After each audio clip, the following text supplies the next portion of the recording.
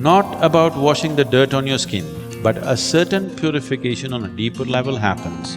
In line with your ears, here, at that point you put little cold water.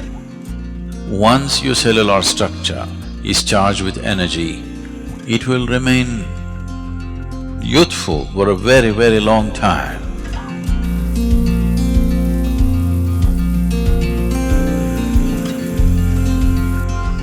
In most Indian languages, in common usage, the word hatha means being adamant. This is a quality that you will need. Your body says, enough, I've had it. But you're adamant. This is Hatha Yoga.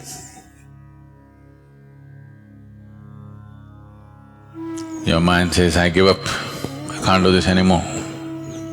But you are adamant, you simply do it. So Hatha Yoga is about creating a body which will not be a hurdle in one's life.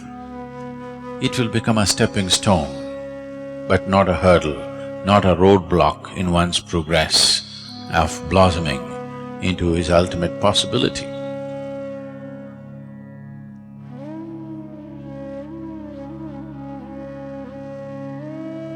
So simple tips. I am not known for giving tips. Bad reputation I have, but simple tips.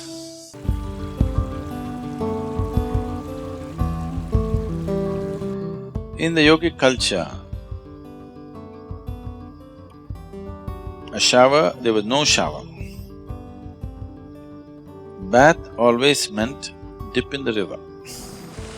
They always went to the river, dipped, come out and do it. If you do this, your muscles will be good. So, an alternate way of doing it is, usually in our homes, the pail that we use to pour water is this big. At least it has 4 liters of water. If you do this, the whole body, that's it, always… I'm not going to insist on this for the ladies, your hairstyles and everything, but always a bath means the first pail of water is on your head, always. Putting cold water on your body will shift the heat into your brain very rapidly, it should not happen. So this is why those who don't want to wet their hair, at least should take a little bit of cold water and put it, there's a point here, in line with your ears, here. At that point, you put little cold water, immediately you will see a certain cooling happens in the head region. After that, you can have bath with just the body. But otherwise, you always… the first pail of water is over your head, not on your body. So what you do is, you fill the bucket and that's the best way to do it in the morning. The body should be immersed in water, that you're trying to create a simulated dip in the river, okay? At the same time, the whole body should be… at least the skin should be covered in water at the same time, not like this, like this, If you pour water, the whole body… the body should think you're taking it for a dip. So, if you pour like this, there is a certain coolness in the system and muscles become very flexible. Shower can do it too, if the shower is forceful enough, or at least if the volume of water is good enough, shower can easily do that.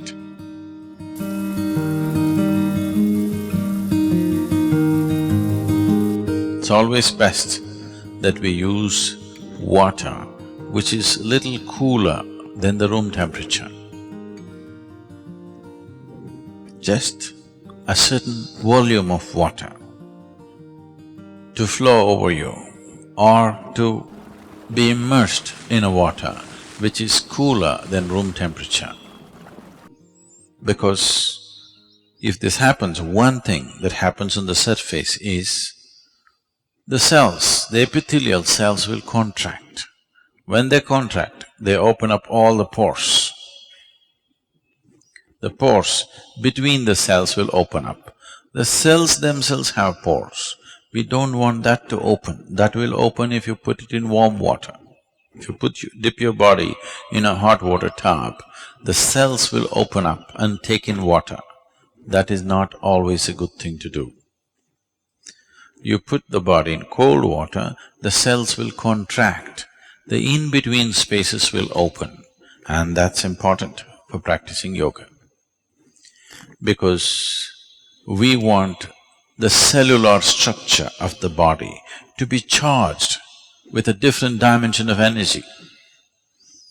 If the cells contracts and allow space and then you practice your yoga, then the cellular structure in the body is charged.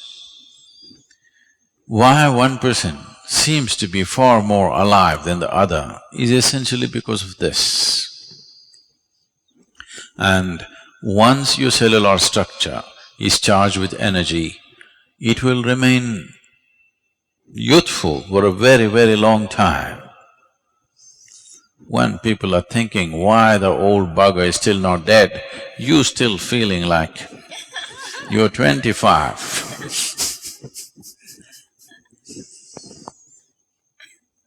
Hatha yoga is a way to frustrate the world also.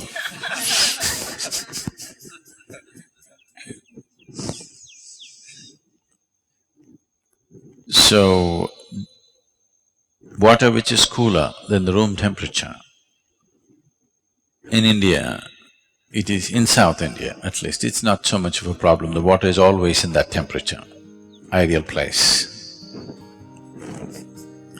But if you're in a colder country, if you're in a temperate climate, the water may be too cold. That is not good. The water must be, let's say, within 5 to 8 degrees centigrade lower than the room temperature, not more than that.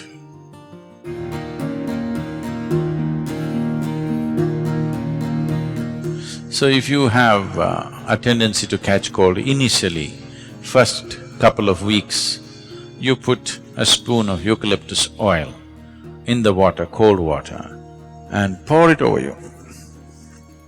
You will see your cold will go away, not because of the eucalyptus oil, just because of the cold water.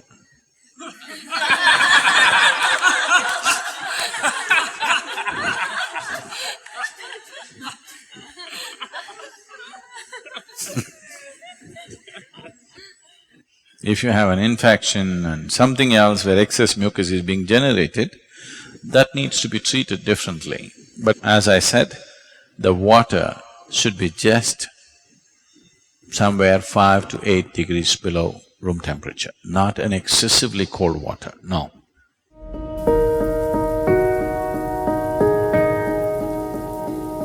If there's any kind of interaction, any kind of mingling and mixing of whatever kind, if you're in a crowd for too long, when you go home, first thing is shower. You must do this. If it takes 3, 4, 5 showers in a day, it doesn't matter.